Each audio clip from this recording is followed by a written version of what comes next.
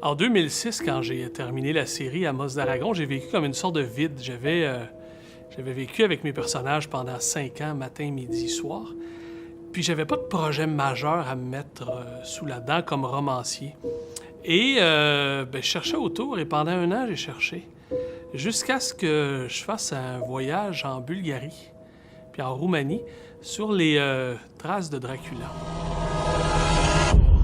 À Constanța, en Roumanie, j'ai vu l'immense statue de Rémus et Romulus, les 2 jumeaux élevés par les loups fondateurs de Rome.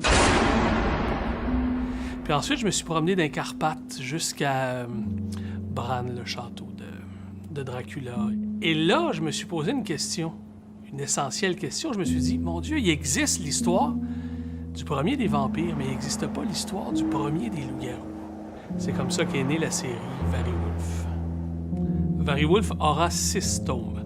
Les 3 premiers, qui sont réédités chez Perrault Éditeur, parlent vraiment de l'histoire du premier des loups-garous. Alors, de sa naissance, son adolescence, sa vie adulte jusqu'à sa mort.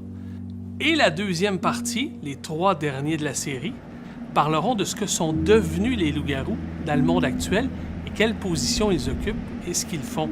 Alors, mon but dans cette série-là, c'est de vraiment faire un passage entre la mythologie ancienne, ce qui appartient aux contes, les légendes, aux fantasmes humains, et de ramener ça à aujourd'hui dans une optique crédible, solide et presque scientifique.